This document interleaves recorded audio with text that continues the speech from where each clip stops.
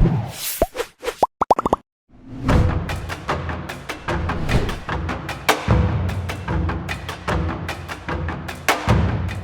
semua kisah perjalanan berumah tangga berakhir indah dan bahagia. Ada banyak pasangan yang mengakhiri perjalanan rumah tangganya karena tak bisa lagi menyamakan pendapat ataupun merasa tak bahagia di dalam pernikahannya. Bahkan perceraian yang dinilai sebagai jalan mencari kebahagiaan masing-masing justru kerap tak berjalan mulus dan menimbulkan konflik. Hal itu juga yang terjadi dalam kehidupan mantan pasangan selebriti Vicky Prasetyo dan Angel Elga. Meski telah resmi berpisah, perseteruan Vicky dan Angel di persidangan belum selesai. Kamis 4 Februari 2021 kemarin, sidang lanjutan kasus pencemaran nama baik Angel Elga kembali digelar di Pengadilan Negeri Jakarta Selatan. Sidang tersebut menghadirkan Rahman, salah satu saksi kunci yang meringankan pihak Vicky Prasetyo. Lantas, benarkah tudingan Vicky Prasetyo tentang dugaan perselingkuhan antara Angel dan Vicky Alman sudah terjawab berdasarkan kesaksian Rahman di pengadilan? Sidang tadi menghadirkan saksi ahli charge atau saksi yang meringankan dari pihak kami terdakwa untuk mendukung selama ini keterangan-keterangan dari saudara terdakwa dalam pembelaan kami di persidangan. Saksi tadi mendukung kami.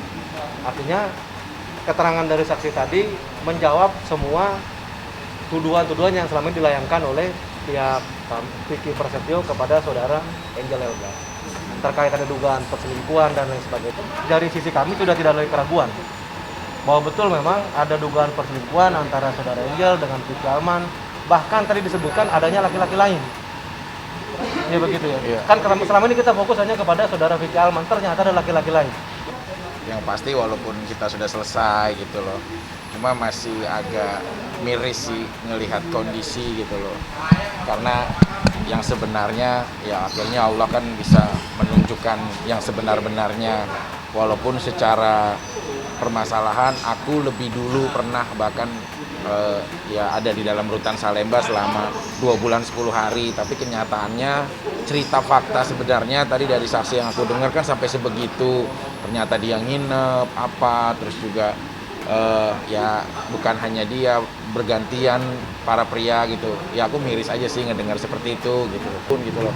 Tapi kalau kita tarik tentang fakta, berarti apa yang saya gerebek bukan pepesan kosong gitu loh. Ada fakta dan nyata, karena efek dari penggerbekan itu ternyata memang adanya ya hubungan gitu loh. Sampai saat ini kita dengar bukan dari aku ya, bukan dari kuasa, tapi dari saksi setelah proses persidangan ternyata memang adanya hubungan seperti itu gitu loh.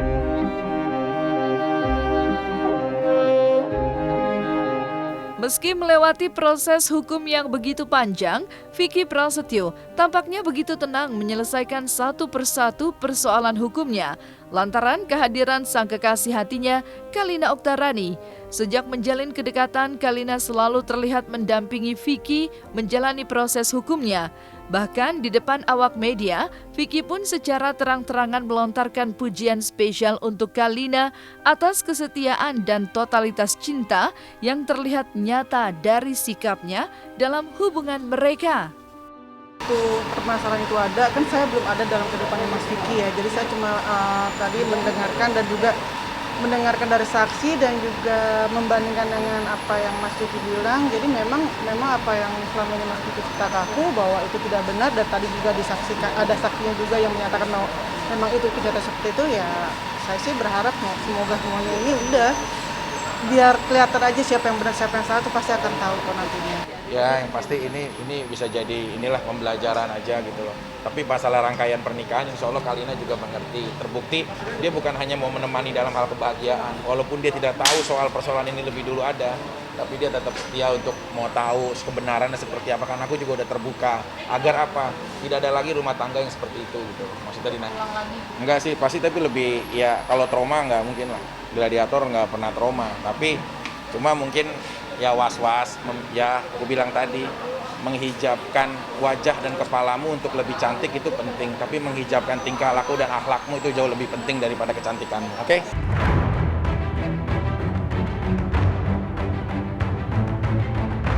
Sementara itu di sisi lain, sebagai mantan istri, kekecewaan yang dirasakan Angel terhadap Vicky beserta keluarganya belum juga surut. Status Vicky sebagai terdakwa dalam kasus dugaan pencemaran nama baik sekejap membuat Angel tenang.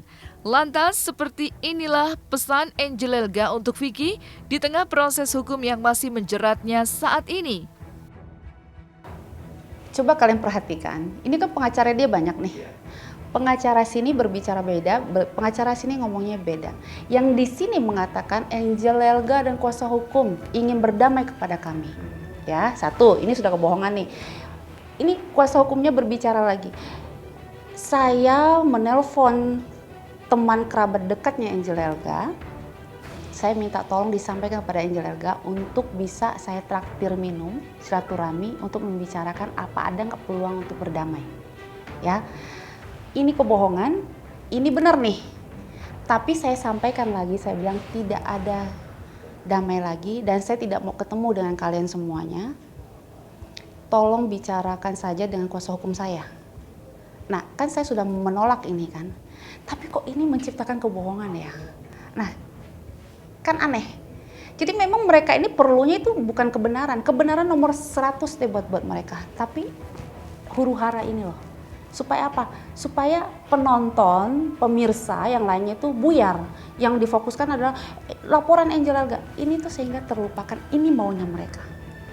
Sebenarnya pada saat dia sudah distatuskan menjadi tersangka, saya sudah lega. Apapun pengalihan mereka, apapun yang mereka bicarakan, saya udah bodo amat gitu. Yang penting kamu sudah menjadi tersangka, ya. Apalagi pada saat sudah masuk penjara lagi. Buat saya sudah itu bukan apa ya. Saya sudah tidak berharap apa-apa lagi, ya. Mau nanti dia bagaimana, saya sudah tidak mau ikut campur lagi gitu. Karena saya udah nggak mikirin ke sana. Itu sudah berkas itu sudah menjadi haknya aparat gitu loh. Saya cuma datang menjadi saksi, ya sudah, saya bicarakan apa adanya. Keputusannya dari pihak aparat itu bukan wewenang saya lagi. Jangan menciptakan seolah-olah saya ini bebas murni loh, saya ini tidak bersalah. Itu namanya pembohongan lagi. Hati-hati, kamu ini lagi tahanan loh, bukan pembebasan. Jadi janganlah ngebohong, janganlah menciptakan opini ini dan itu. Kembali lagi seperti omongan saya dari awal. Saya tidak berbicara, saya diam karena saya yakin aparat kita ini sudah cerdas dan pintar dan dia tidak termakan dengan opini. Sudah terbiasa menangani kasus artis.